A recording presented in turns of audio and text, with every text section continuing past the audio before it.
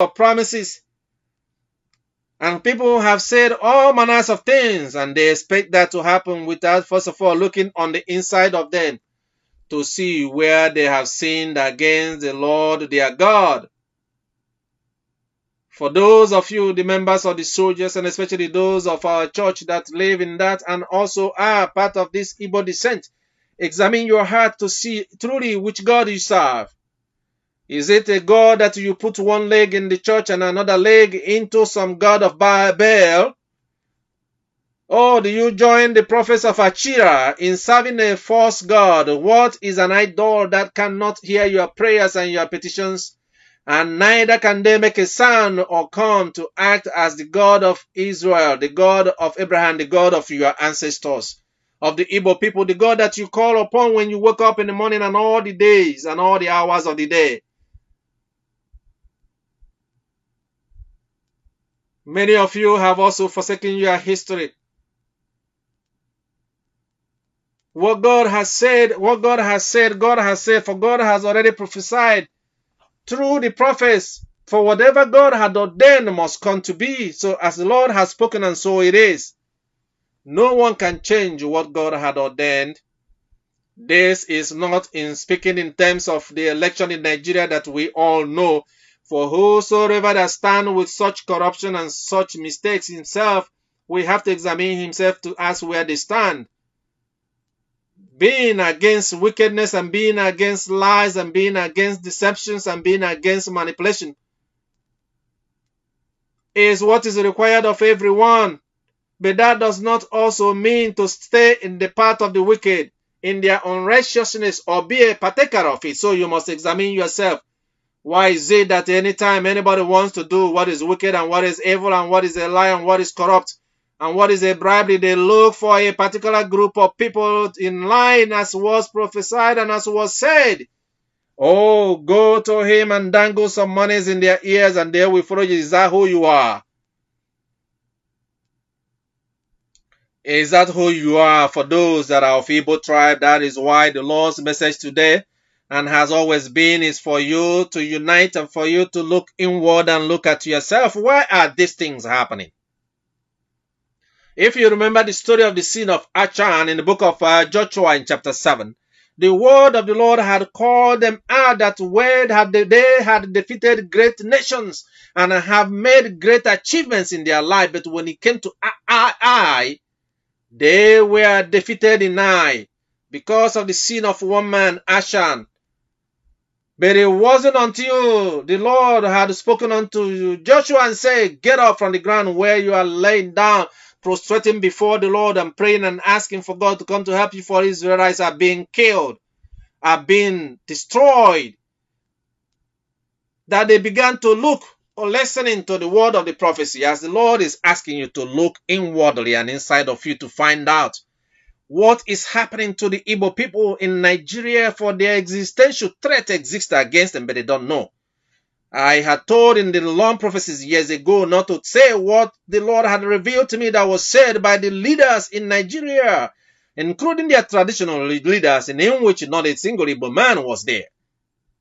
And I think if you look at what has been happening, you can see that no matter how great you are, no matter what promises that are made to you, no matter what you think you can do, that you are still being pushed down into the same corner where they want you to be. So you must ask yourself, has it been this way?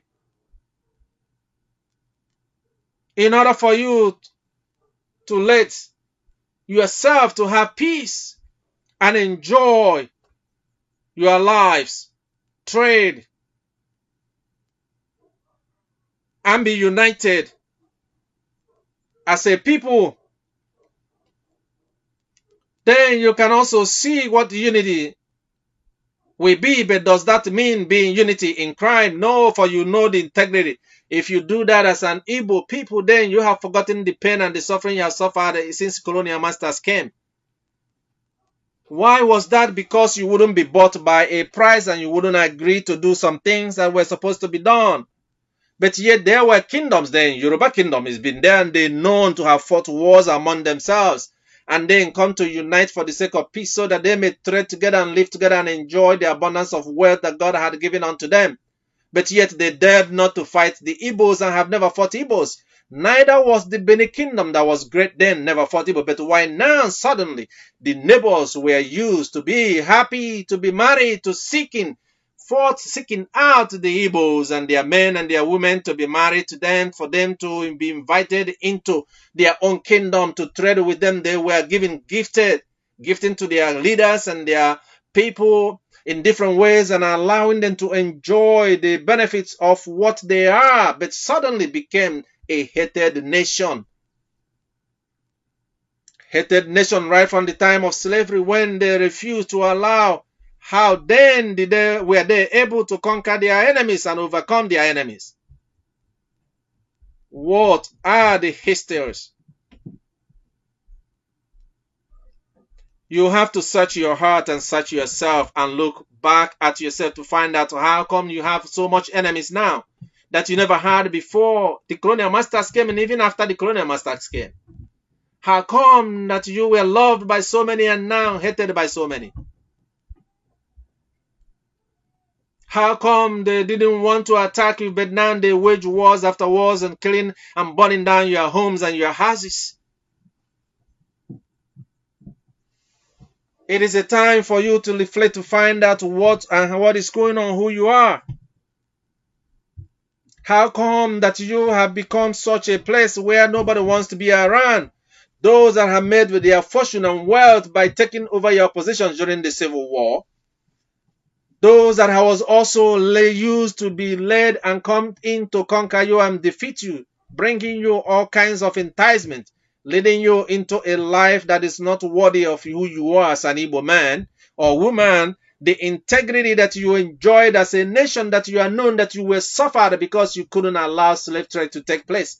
You couldn't allow slave trade to take place, but they had to use somebody in order to come in to entice you and offer bribes in order for those to be able to. What did the Igbo people do to those that betrayed them to allow slave trade to come into the nation? Because you have to trace your way back to the beginning of the problem. When did you open yourself up to become someone else? Like in the Lion King movie of the kids, a lion who forgot that he was a lion and then became more like a lamb and was confused and didn't know who they become.